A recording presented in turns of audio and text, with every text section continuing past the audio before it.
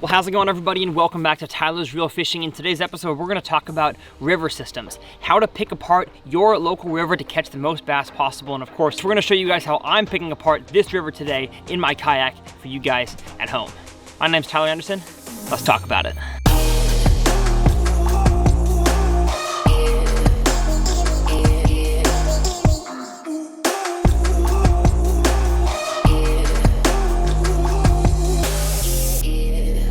Let me fix the camera here. We are rolling with my my nice Sony camera on my kayak. I'll snap a quick pic with my phone real quick to show you guys how I've got this thing set up. Definitely a pretty janky setup, but I wanted to get good quality, crisp footage for you guys, as has become a custom here on the channel. But of course, as always, I want to teach you guys how to catch more fish and be a better bass angler. So if you're not subscribed, hit that subscribe button, and let's talk about rivers with kind of my main 4 or 5 keys when it comes to picking apart a river and catching bass. The first overarching theme is that you have to understand that every river system is different. So while they all may look generally the same, you know, some bluff walls, some flat areas, they curve, all rivers are different. The fish react differently, they have different species of bass. Oftentimes rivers have certain strains of bass, like the shoal bass in Alabama, the Guadalupe bass in Texas, and these bass all react and eat lures in slightly different ways. So you have to understand that when you travel around the country or even fish, you know, local rivers in your area, those rivers may fish different than one another, which makes river fishing honestly a ton of fun because you get the opportunity to dissect a body of water that is different than any of the other, especially the other lakes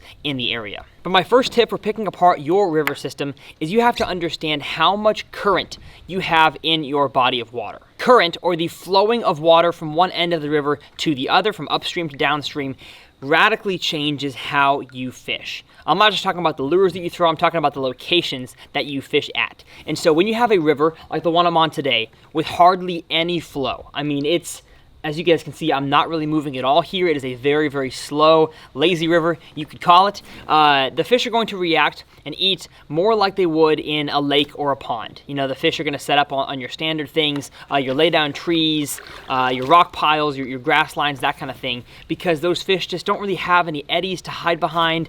They kind of use the same ambush points to ambush prey that you would find on your standard lake or pond. But of course, the swifter the current starts moving in your river, the more those bass are going to react a little bit differently. So I'm going to focus on that here for a second. So when you have current, those bass, at least in most scenarios, besides smallmouth sometimes, those bass are going to hide behind the current in any sort of current break. And I actually made a really good video talking about current break fishing with jigs. I will have linked up here in this corner in the Coosa River in southern Alabama. And when it comes to lure selection in a current fishing situation, like I said, it's different than your average pond or lake. You have to throw lures that are either A, moving lures, or B, heavier lures. So let's take, for example, the drop shot. This drop shot here is usually not a very heavy lure. It is categorized in the finesse category. I throw it on a 6'9" medium light drop shot rod, not on a bait caster. And of course, if you wanted to add a heavier weight, you could make the drop shot a heavier lure. But in most cases, it's pretty light. And so if I'm gonna flip my drop shot out there in a river scenario like this, and let my line fall slack like this, I can look down at my line on the water and it is not moving. That means there's not a whole lot of current. And so I'm able to fish this just like I would in a pond or a lake.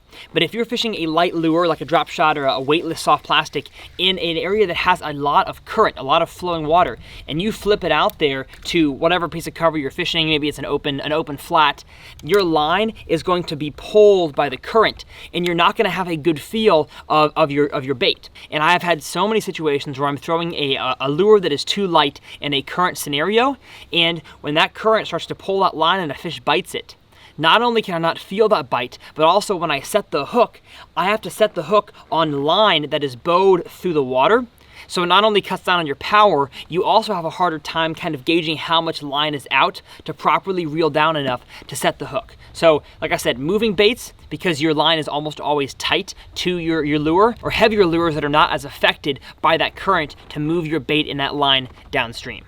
Now, tip number 2 that I have for dissecting your rivers is understanding what forage you have in your river. By the term forage, I mean what they're eating, whether it's bluegill, crappie, crawfish, minnows, or shad of some kind. At least in rivers, in my experience, more than ponds and lakes, river bass are very, very tuned into what they're eating and what it looks like. And at least in most rivers that I fished around the country, your water clarity is generally clearer, which means you have to match the hatch. You have to throw something that more imitates what those fish are eating more than you would in a pond or a lake. So that is why fly fishermen are so keen on throwing flies for both trout, bass, really any species out there that look exactly like the bugs and like the forage that is in that river system. River bass, in my experience, are smarter. Unless you have rivers like ND Yak Angler up in Minnesota and North Dakota. He's got some rivers that I fish with him. Those bass don't see a lure all year long besides when we go out there. But most rivers are not like that. Most rivers have people fishing them. They got tubers going by, float tubers. They see a lot of activity, and so you really have to trick those fish. And of course, as a part of that, not only do you throw natural colors and things that imitate their forage, but also, in my experience, downsizing your line helps you get more bites in rivers. I'm not usually a crazy firm believer that, throwing 17-pound line will get you more bites than 20, but in rivers I have found the case to be that fish will eat a lure more if you're throwing 10-pound line instead of 15-pound line. You may have situations where it's grass or wood and you don't want to throw lighter line, but I would rather get that bite than not get that bite, even if I lose that fish. We take risks around here, folks.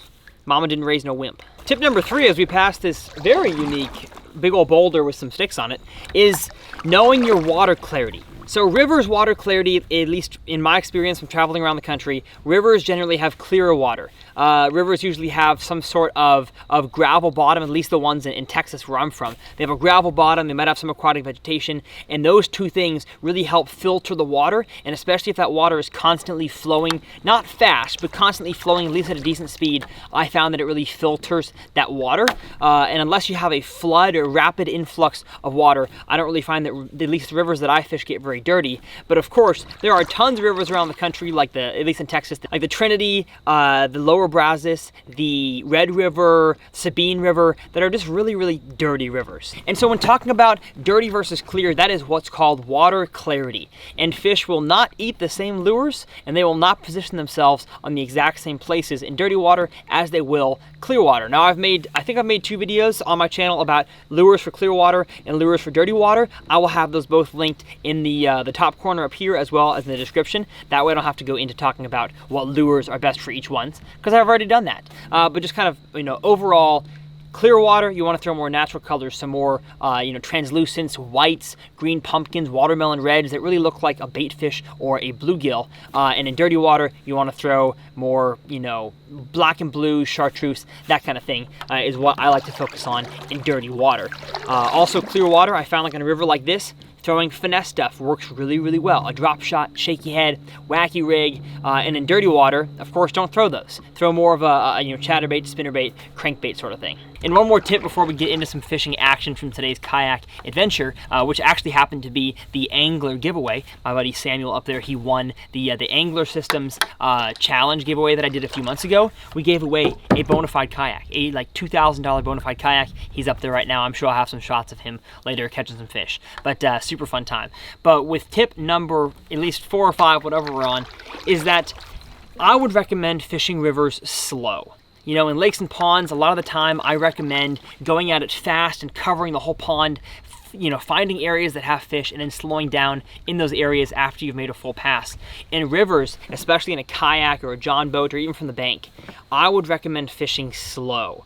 I don't mean just fishing slow lures like a shaky head or drop shot, that kind of thing. I just mean fishing areas more thoroughly and making more casts to certain pieces of structure in certain areas, because I have found that not only do river bass school up together, so if you have one fish in an area that you catch, make another cast in there because there's most likely more fish stacked up with that fish, but also fish in rivers sometimes will sit in places that you think are way too deep, are way too shallow, have way too much current, or have no current at all. And so if you are blazing by areas and just paddling really fast to get to areas that look good from what you're catching them, I think you are missing out on potential fish that are sitting in areas that you have not yet tried out yet. So that is all that I have for you guys in terms of instructional. I hope that you enjoyed, but of course we have some fish catches from today's river adventure, and it was definitely an awesome time. So let's hop on the water.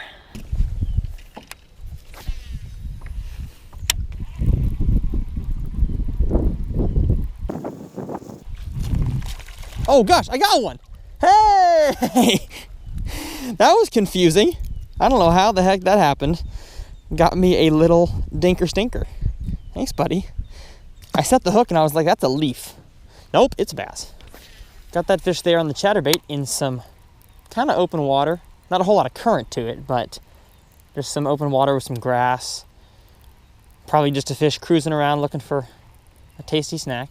But with rivers, a lot of the time, those fish are stacked together. So when you catch one, it's a really good idea, as always, to cast, no matter what you're fishing, in a pond, a lake, river, creek, or stream, you want to cast back in that same area a few times, just like that, what I tell you, because usually there's more bass in the same area. Oh, there he goes. And usually they do school together by size. So any more bites we get are probably gonna be little boys. Don't you love it when you get to prove a point on camera? It makes me feel like I know what I'm doing.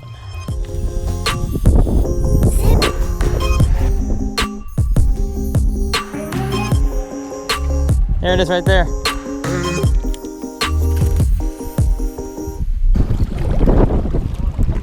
Yeah, that's no fun. That's no fun. Right there is what I did for the last half hour, maybe more. I may be in favor now of kayaks that have trolling motors. There's one. There we go. Got one on the tube, flipped it up there, and finally a nice fish. Gosh, they're so beautiful. Got him on the tube, flip him in the boat, yes, let's go. Ugh, that is a chunky Texas river bass, and he came from right there. Luckily I was recording, that's wild, I had just started recording. Got him on the little Strike King tube. That's cool. We're gonna get a little selfie picture of this one for the gram, because it's been a tough day. Thank you, buddy. Oh, wait, here. Oh gosh, dang it. Nice.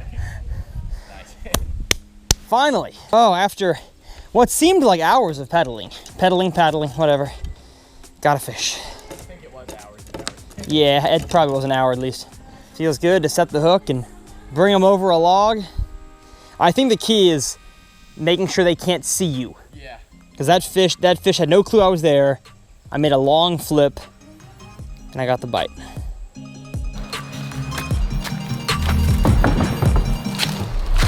we go.